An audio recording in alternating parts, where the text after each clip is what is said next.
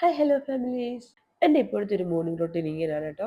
5:30 ആകുമ്പോൾ ജിമ്മിലേക്ക് വരും. പിന്നെ കുറച്ച് നേരം ഒന്ന് സൊറ പറയും. പിന്നെ കുറച്ച് വർക്കൗട്ടൊക്കെ ചെയ്ത് പിന്നെ എല്ലാവരുമായിട്ട് ഒരു എൻജോയ്മെൻ്റ് ഉണ്ട്. ഇത് എൻ്റെ ടീച്ചറാണ്. +2-ൽ ഫിസിക്സ് പഠിപ്പിച്ച ടീച്ചറാണേ. ഞങ്ങളൊക്കെ ഇപ്പോൾ ഭയങ്കര ജോലിയാണ്. പിന്നെ ഇന്ന് പതിവില്ലാതെ ജിം കഴിഞ്ഞിട്ട് വീട്ടിലേക്കൊന്ന് കയറി. അപ്പോൾ അവർ എണീറ്റിട്ടേ ഉള്ളൂ. ഒന്നിനുമല്ല, കുറച്ച് വെളിച്ചെണ്ണ എടുക്കാൻ വേണ്ടിയാട്ടോ. ഞങ്ങൾ വെളിച്ചെണ്ണ വാങ്ങാറില്ല, ആട്ടിയെടുക്കുക ചെയ്യുന്നത്. ഇവിടെ തരുമ്പോൾ അവിടെ പോയി എടുക്കും.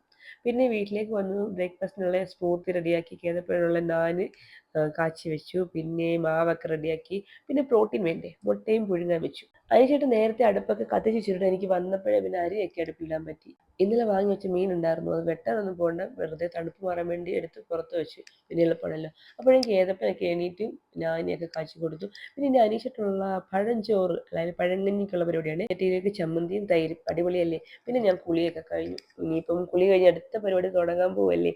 കുറേ തുണി കഴുകാൻ വെച്ചിട്ടുണ്ടായിരുന്നു, അതൊക്കെ എടുത്ത് വിരിച്ചിടണം. രാവിലെ തന്നെ ആയിട്ട് നല്ല വെയിലായിട്ടുണ്ട് കേട്ടോ.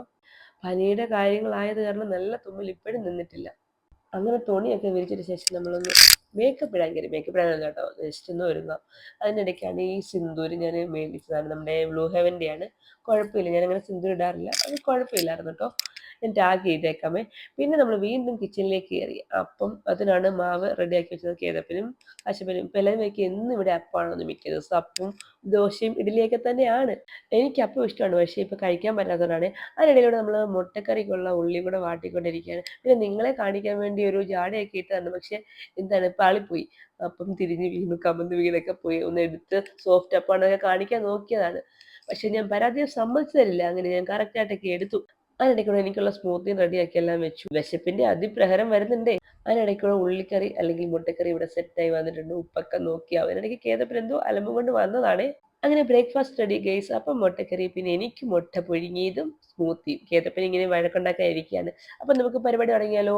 ആദ്യം ഒരു മുട്ട കഴിക്കാം, പിന്നെ സ്മൂത്തി കഴിക്കാം. അങ്ങനെയല്ലേ അതിൻ്റെ ഒരു. എന്തായാലും നല്ല വിശപ്പുണ്ട്. എല്ലാം കൂടെ ഒന്നിച്ചുള്ളിലാക്കിയാലും കുഴപ്പമില്ല. അപ്പം ടാറ്റ, ഓക്കെ, ബൈ ബൈ.